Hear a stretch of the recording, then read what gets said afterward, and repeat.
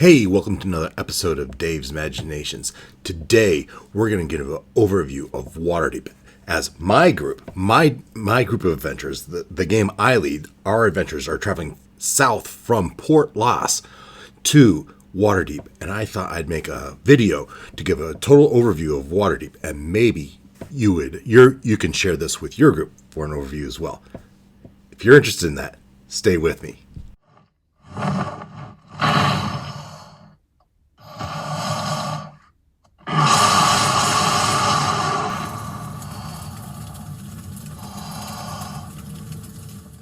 So as our vessel sails south along the Sword Coast, the first sign of shore are the peaks of the Sword Mountains. Not long after would be Mount Waterdeep, the sole peak that the city of Waterdeep surrounds. As your ship approaches Waterdeep from the north, you will see a wall lining the high cliffs of the shore.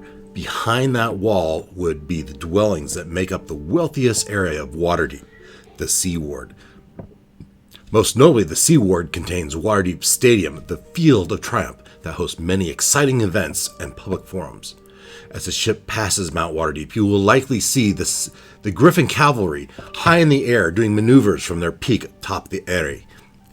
Then, finally, you will come to Waterdeep Harbor. The harbor is fronted by a pair of islands. The first small island, Stormhaven, and then the much larger Deepwater Isle. The northern section of Waterdeep Harbor is dilapidated, with most of the harbor choked with sunken ship hulls. The section is known as Mist Shore. Your vessel will likely take the second entrance to the harbor. In the words of Elminster himself, the Dock Ward is a riotous, nigh perpetual brawl that covers entire acres, interrupted only by small buildings, intermittent trade businesses, and errant dog or two, and a few brave watchguards who manage to keep the chaos from spreading beyond the docks. The whole lot wallowing in stench of rotting fish. After docking, you will likely want to press deeper into Waterdeep. Waterdeep, the city of Splendors, is split into 7 wards. I've already mentioned 2, the Sea Ward and the Dock Ward. Starting at the south end of the city is the aptly named Southern Ward, sometimes referred to by the locals as simply the South. The Southern Ward is a place of caravan masters and traders, for it was close to the South Gate, the opening to the trade.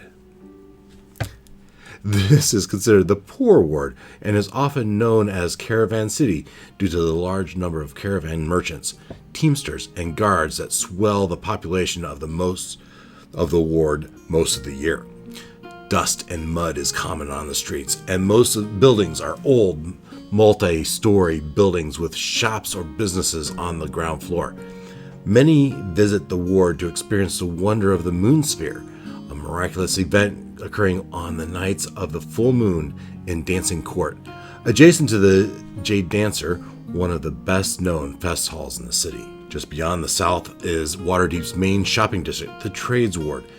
Many of the city's guild halls are located in the Trades Ward. West of the Trades Ward is the Castle Ward.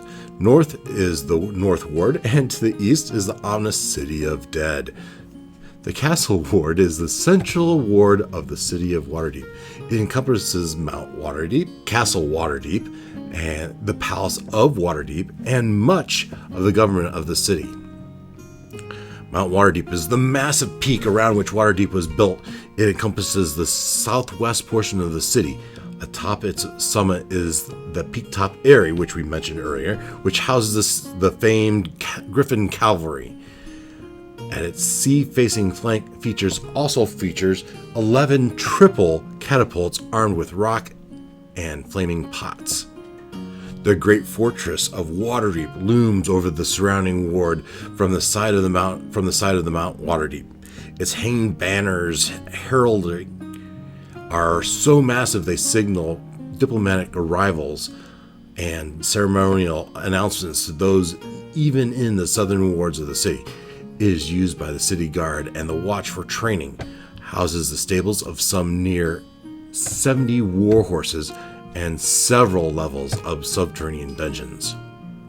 At the northeast base of the Mount Waterdeep is the white marble palace of the City Lords. The palace stands as a beacon of the incorruptibility of their rule over the city.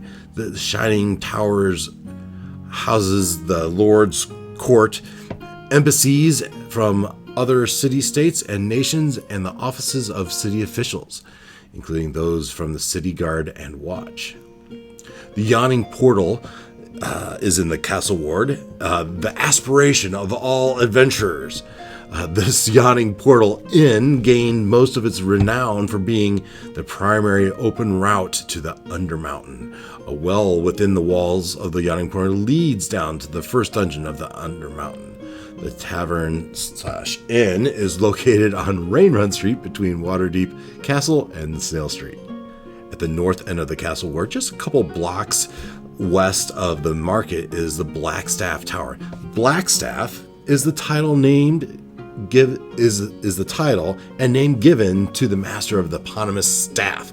All right, there's a black staff, and the title and name given to that person that controls that staff is also called the Black Staff. And that person that controls that black staff is the Archmage of Waterdeep.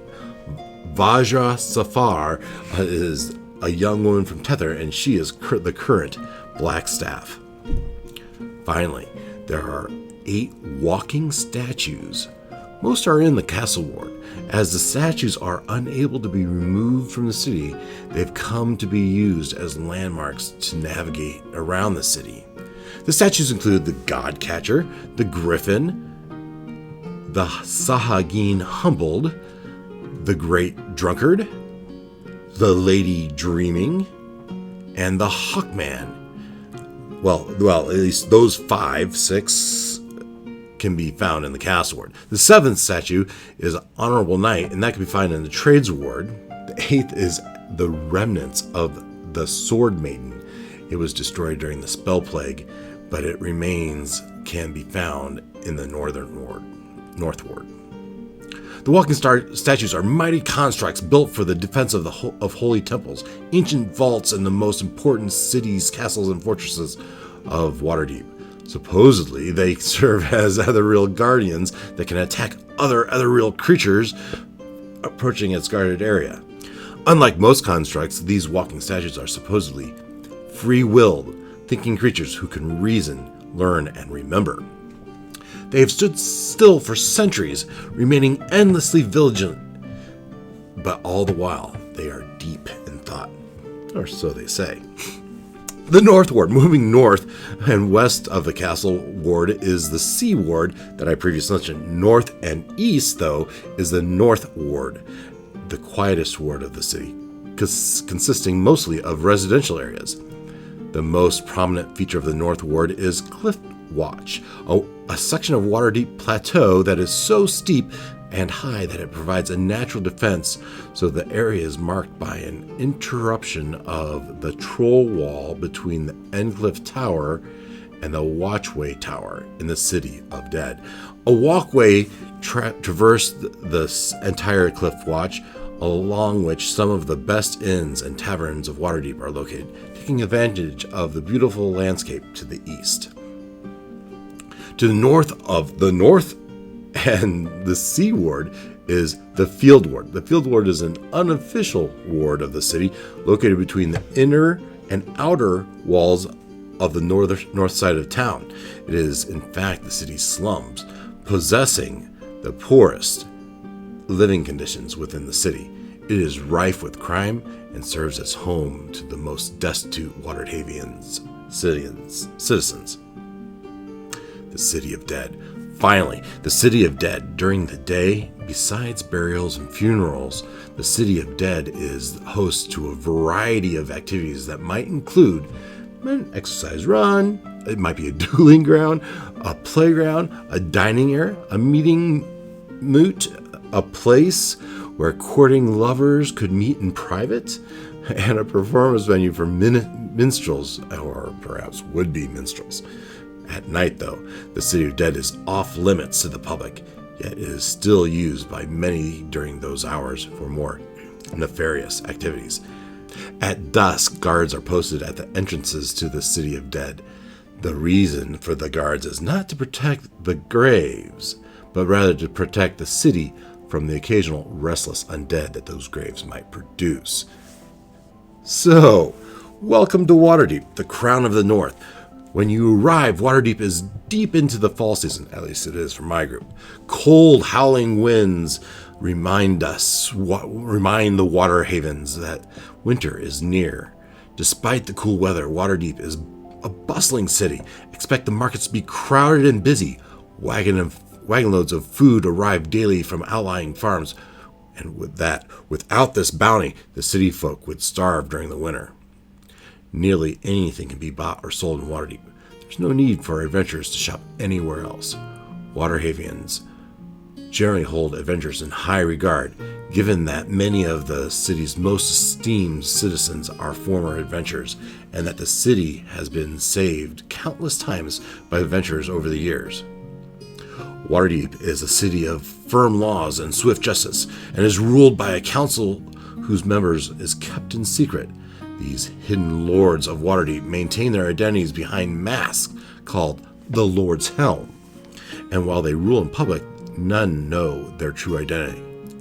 The City Watch is a local police force whose duty it is to capture criminals, settle petty disputes, give directions, some medical and priestly aid, generally performing duties that promote the idea that Waterdeep is a city open to all who know and behave themselves. Rulings on city laws were issued by the Magisters, more commonly referred to as Black Robes. They have the duty of running the courts and issuing sentences to those that are found guilty. Those who are convicted could request trial by the Lord's Court and appeal to the mask lords themselves, but face strict punishment if their claims are found to be frivolous. So adventurers, hell-bent on slaughter and plunder, won't fare well in the City of Splendors. Now, that is Waterdeep, and for most groups, maybe that's all they might know. But if you have someone that you trust, let's say of a more questionable background, they might know something of Waterdeep's undercity of Skullport. But before I do that, just take a moment, if you don't mind, down below, if you would hit like, if you liked what you've heard so far, I appreciate it. I'm happy to do this, and I'm glad you've watched. But if you wouldn't mind, please hit that like. And if you are first time here, maybe you want to subscribe. But let's move on. Let's move on to Skullport. Beneath the armaments atop Mount Waterdeep are sea caves which allow passage for ships to the River Sargoth and the undercity of Skullport.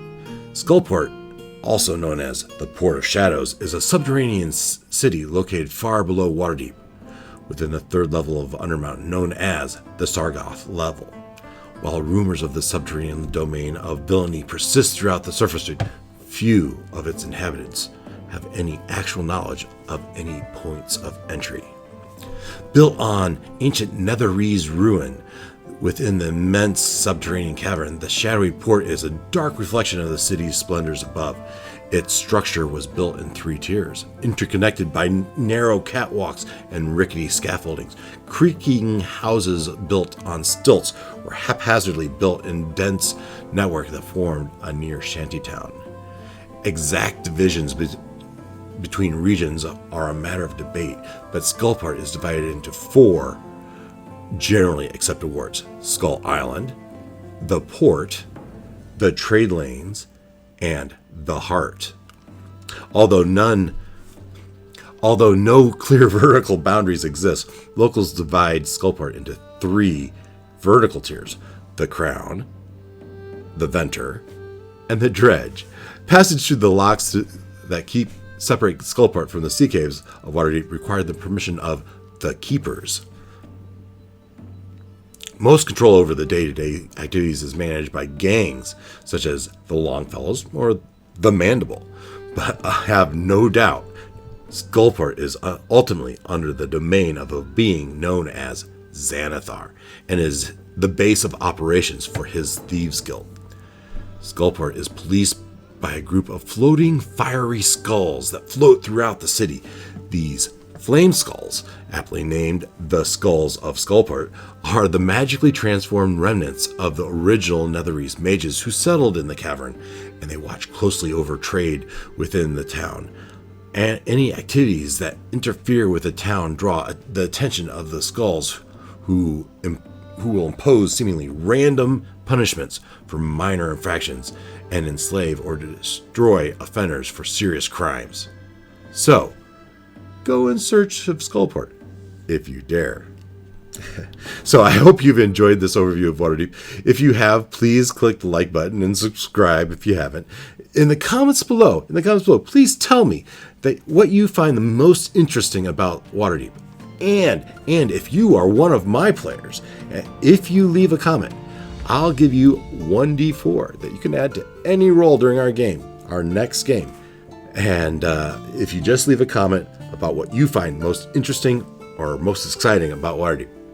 So, I appreciate watching, having a listen, and until our next game, I'd say take care.